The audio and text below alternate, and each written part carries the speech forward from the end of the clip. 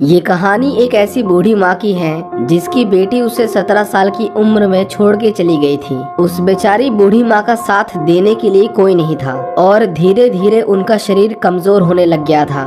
वो ठीक से चल भी नहीं पाती थी। उनके रीढ़ की हड्डी कमजोर होने की वजह से उन्हें झुककर चलना पड़ता था। जब उनकी बेटी कई सालों तक अपने गाँव वापस नहीं आई तो उन्होंने दिन के काम काज में ही व्यस्त रहना सही समझा और इसी तरह कई साल बीत गए। इसके बाद हम देखते हैं कि उसकी बेटी की उम्र अब 32 साल हो चुकी है और उसका एक 7 साल का बेटा भी है जिसका नाम सांग वू है। सांग वू की माँ 15 सालों के बाद अपने गांव जा रही थी। उसका बेटा उससे पूछता है कि उसकी दादी माँ कैसी है और क्या उन्हें ठीक से सुनाई और दिखाई देता है, लेकिन उसकी माँ को उसके किसी भी सवाल का पता नहीं था क्योंकि उसे खुद भी नहीं पता था कि इतने सालों में उनका क्या हाल हो चुका है। वो दोनों अपने गांव जाने वाली बस में बैठे थे, लेकिन रास्ते में गांव के लोग एक मुर्गी के बच्चे को पिंजरे से निकाल देते हैं और वो सांग वू और उसकी माँ के ऊपर कूदकर उनके कपड़ों को गंदा कर देता है। उसके बेटे को ये जगह बिल्कुल पसंद नहीं आती क्योंकि इस गांव में बहुत सारे कच्चे रास्ते थे जहां पर बहुत सारी मिट्टी उड़ती थी। वो अपनी माँ से घर वापस चलने की जिद करता है, लेकिन वो उसे डांट फटकार के किसी तरह अपनी माँ के घर ले आती है। यहाँ पर हम उसकी माँ को देखते हैं जो अब बहुत बूढ़ी हो गई थी। वो बोल नहीं सकती हैं और उनके सुनने की शक्ति भी बिल्कुल खत्म हो चुकी है। उनकी बेटी उनसे माफी मांगती है क्योंकि इतने सालों में वो कभी उनसे मिलने नहीं आई। वो उन्हें बताती है कि उसके पति ने उसे तलाक दे दिया, जिसके बाद पैसों की कमी के चलते उसे अपनी दुकान को बंद करना पड़ा और अब उसके पास पैसे कमाने का कोई जरिया नहीं है। वो उन्हें बताती है कि शहर में नौकरी पाना बहुत मुश्किल हो गया है और अब वो इतने ज्यादा कर्जे में अपने बेटे का पालन पोषण नहीं कर सकती। इसीलिए वो कुछ दिनों के लिए सांग वू को उन्हीं के पास छोड़कर जाना चाहती हैं और जब शहर में सब कुछ ठीक हो जाएगा वो उसे वापस ले जाएगी। उसकी बूढ़ी माँ बस उसे सुने जा रही थी, लेकिन उन्हें समझ आ जाता है कि वो क्या कहना चाहती है। सांग वू की माँ उन्हें कहती है कि अब उन्हें शहर जाना होगा, लेकिन दादी उसे इशारे करके कहती है कि वो थोड़ी देर आराम कर ले। पर उसकी बेटी उन्हें कहती है कि वो यहाँ पर और नहीं रह सकती और शाम की बस से वो वापस शहर के लिए रवाना हो जाती है। सांग वू जो एक शहर में रहने वाला लड़का था, उसे गांव का रहन सहन बिल्कुल पसंद नहीं आता। उसकी माँ उसके लिए कुछ कपड़े और खाने का सामान उसके लिए छोड़ के गई थी जो सिर्फ शहर में मिलता था। सांग वू की दादी उसे अपने साथ चलने के लिए कहती है, लेकिन सांग वू उनसे पहले कभी नहीं मिला था, इसीलिए वो उन्हें दूर रहने के लिए कहता है। वो अपने हाथों को फेर कर कुछ इशारा करती हैं, पर सांग वू उनकी बातों को समझ नहीं पाता, इसीलिए वो उनके बुढ़ापे का मजाक बनाता है और उन्हें गूंगा और बहरा भी बोलता है, जो अपने आप में काफी असम्मानीय था। ये जानकर दादी माँ को बहुत बुरा लगता है, जिसके बाद दादी अकेले ही आगे जाने लगती है। सांग वू उनका पीछा करता है, पर वो ऐसे नाटक कर रहा था जैसे वो उनका पीछा नहीं कर रहा। रात को वो दोनों साथ में खाना खाते हैं। उसकी दादी अपने हिस्से का खाना भी उसे दे देती है। वो हमेशा वीडियो गेम्स खेलता रहता था और उसकी दादी उसे उत्सुकता से देखती रहती थी, पर कभी भी उसे कुछ कहती नहीं थी। उनके गांव में टॉयलेट की सुविधा नहीं थी, इसीलिए सांग वू को एक पॉट के अंदर टॉयलेट करना पड़ता था, जिसे उसकी दादी ही हमेशा अपने हाथों से साफ किया करती थी। सांग वू उन्हें हर सवेरे 2 बाल्टियों का भार उठाते हुए देखता था। उनके अंदर एक ठहराव था, मानो ऐसा है कि उन्होंने अपने जीवन के अच्छे और बुरे लम्हों को जी लिया है। एक दिन एक लड़का उसके घर आता है और वो सांग वू को अपने साथ खेलने के लिए कहता है, पर उसे अकेले रहना ही पसंद था, इसीलिए वो उसे मना कर देता है। उसकी दादी उसे कभी कुछ नहीं कहा करती थी, बस उसे जिस चीज की जरूरत है वो उसे दे दिया करती थी। लेकिन कुछ दिनों के बाद सांग वू अकेले रहकर तंग आ गया था। वो एक दिन अपने घर के नीचे गांव की ओर जाता है, पर उसे कोई दिखाई नहीं देता जो उसके साथ खेल सके। वो थक हार के वापस आ जाता है। उसकी दादी खाली समय में सिलाई किया करती थी। वो अपने पोते को सुई में धागा डालने के लिए कहती हैं, क्योंकि उनकी आंख कमजोर थी और उन्हें ठीक से दिखाई नहीं देता था। सांग वू धागे को डालकर दोबारा से अपना वीडियो गेम खेलने लगता है, लेकिन जब भी धागा खत्म होता था वो सांग वू से दोबारा से सुई में धागा डालने के लिए कहती थी। सांग वू इससे बहुत इरिटेट हो गया था। वीडियो गेम्स खेलते खेलते उसकी बैटरी खत्म हो जाती है। सांग वू अपनी दादी से कुछ पैसे मांगता है ताकि वो नई बैटरियां खरीद सके। लेकिन उसकी दादी ने गरीबी में अपना जीवन बिताया था और उनके पास इतने पैसे नहीं थे।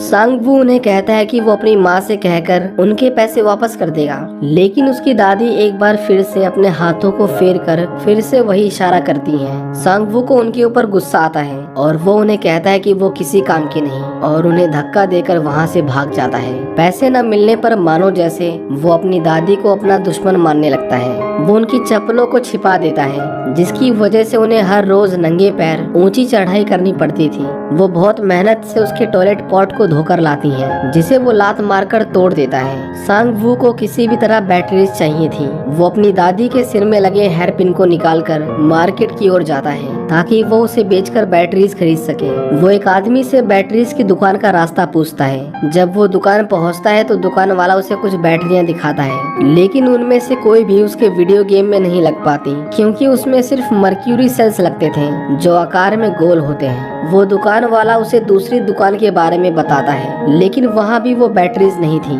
सांग वू सोचता है कि उसे बैटरीज नहीं मिली तो क्यों ना वो उस हेयर पिन को बेचकर बर्गर या नूडल्स खा ले, क्योंकि वो उसे अपनी दादी को वापस नहीं करने वाला था। लेकिन किराने वाला उस हेयर पिन को लेने से मना कर देता है, क्योंकि उसकी बाजार में कोई कीमत नहीं थी। सांग वू इसके बाद निराश होकर अपने घर वापस आने लगता है, लेकिन वो गांव से इतना दूर आ गया था कि उसे वापस जाने का रास्ता समझ नहीं आता। वो रास्ता भटक गया था और वो जोर जोर से रोने लगता है। लेकिन तभी एक आदमी उसे रोते हुए देखता है जो उसी के गांव के पास रहता था। वो सांग वू को अपनी साइकिल पर बिठाकर उसके गांव तक छोड़ आता है। सांग वू रास्ते में ही खड़ा था कि तभी वो देखता है कि उसकी दादी उसका इंतजार कर रही थी। वो उसे देखते ही आगे जाने लगती हैं। सांग वू उनसे पूछता है कि वो कहाँ जा रही हैं, और ये सुनते ही वो वापस अपने घर जाने लगती हैं। सांग वू भी उनके साथ साथ चलने लगता है। अगले दिन उसकी दादी उसके कपड़े धोकर सुखाने के लिए धूप में फैला देती है, लेकिन तभी बारिश आ जाती है और वो कपड़े भीगने लगते हैं। सांग वू पहले तो उन्हें नीचे उतार लेता है और जब दोबारा से धूप निकलती है तो वो अपने कपड़ों पर तो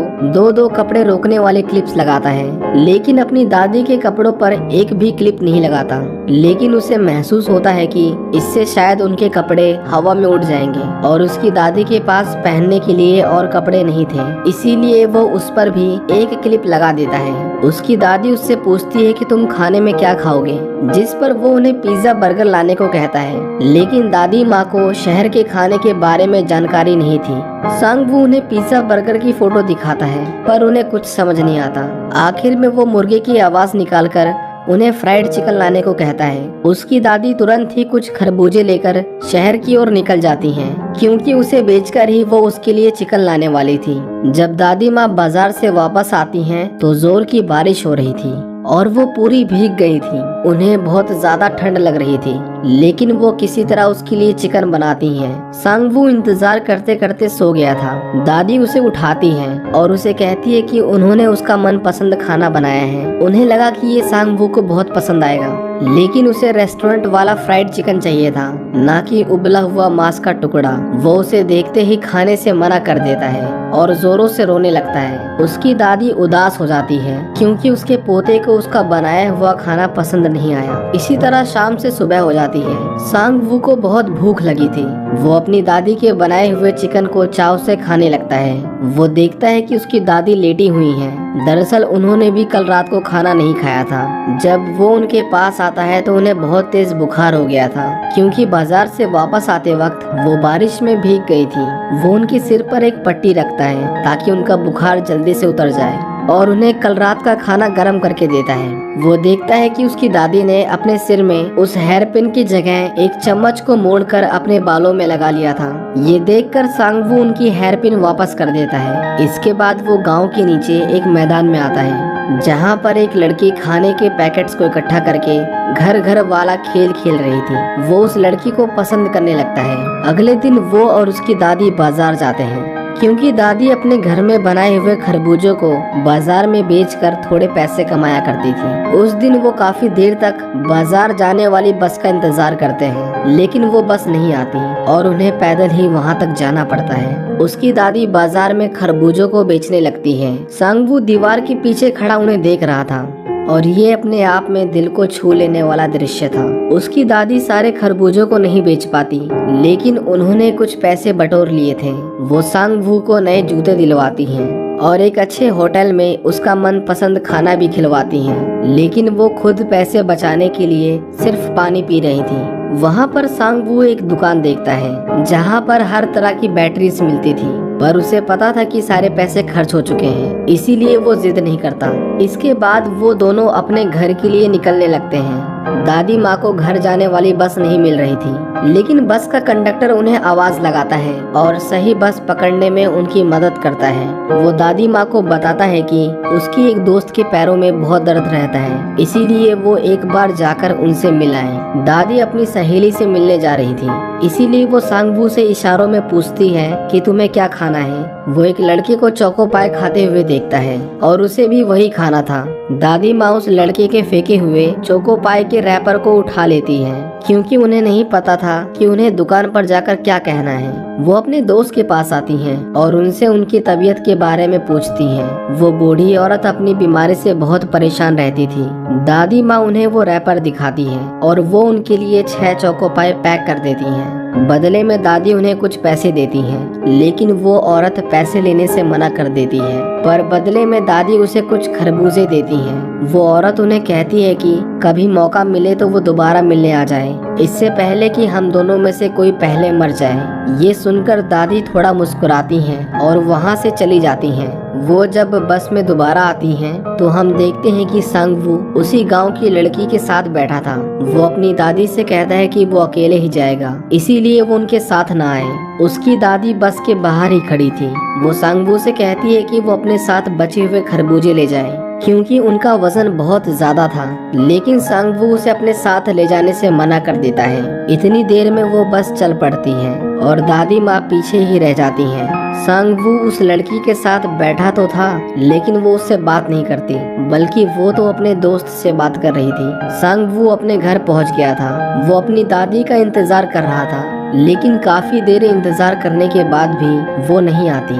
वो बस स्टैंड पर जाता है। वहाँ कई बसें आती जाती हैं, पर किसी में भी उसकी दादी नहीं थी। लेकिन कुछ देर बाद हम उन्हें पैदल आता हुआ देखते हैं, क्योंकि उनके गांव आने वाली वो आखिरी बस थी जो सांग वू की वजह से उनसे छूट गई थी। वो कई किलोमीटर उस बोझ को अकेले ही उठाकर ला रही थी, जिसे सांग वू ने साथ ले जाने से मना कर दिया था। उसे एहसास होता है कि उसने कितना गलत किया है। वो तुरंत ही उनके थैले को उठा लेता है। अगले दिन वो दोबारा से उस लड़की के साथ खेलने जाता है, लेकिन वो वहाँ पर नहीं थी। वो उसके दोस्त को देखता है जिसके सिर पर लकड़ी का गट्ठा था। सांग वू उसे कहता है कि जोर से भागो, तुम्हारे पीछे एक गाय तुम्हें मारने के लिए आ रही है। ये सुनकर वो लड़का जोर से भागता है, पर आगे जाकर वो गिर जाता है। जब वो पीछे मुड़कर देखता है तो वहाँ पर कोई नहीं था। उसे सांग वू पर बहुत गुस्सा आता है, पर सांग वू वहाँ से भाग जाता है। उसे आगे जाकर वही लड़की मिलती है जो उससे कहती है कि वो उसे ही ढूंढ रही थी। ये सुनकर वो बहुत खुश होता है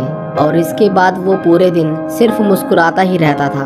वो देखता है कि उसके बाल बड़े हो गए थे। बड़े बाल उसे पसंद नहीं थे। वो अपनी दादी से कहता है कि वो उसके बाल थोड़े से छोटे कर दे। दादी माँ उसके बालों को काटना शुरू करती है, लेकिन धीरे धीरे सांग वू को नींद आ जाती है और वो सो जाता है। कुछ देर बाद उसकी दादी उसे उठाती है और वो देखता है कि उसकी दादी ने आगे के बालों को बहुत छोटा कर दिया था, जो देखने में काफी बुरा लग रहा था। वो जोर जोर से रोने लगता है, क्योंकि अब वो ऐसा चेहरा लेकर उस लड़की से नहीं मिल पाएगा। वो अपने सिर को कपड़े से छिपाने की कोशिश करता है, लेकिन दादी उसी कपड़े में अपना सामान रखती थी। वो दोनों एक बीमार आदमी के पास आते हैं। ये वही आदमी था जिसने सांग वू के खो जाने पर उसे घर तक पहुंचाया था। वो आदमी कहता है कि अब उसे मर जाना चाहिए, क्योंकि वो सिर्फ अपने आसपास के लोगों को तकलीफ दे रहा है। दादी उन्हें हौसला रखने को कहती हैं और उन्हें कुछ खाने का सामान देती हैं और उनकी अच्छी सेहत के लिए प्रार्थना करती हैं। सांग वू अपने सारे खिलौने इकट्ठा करके बाजार जाता है। उसकी दादी उसके लिफाफे में उसका वीडियो गेम देती है, लेकिन वो उसे लेने से मना कर देता है, क्योंकि उसमें बैटरीज नहीं थी।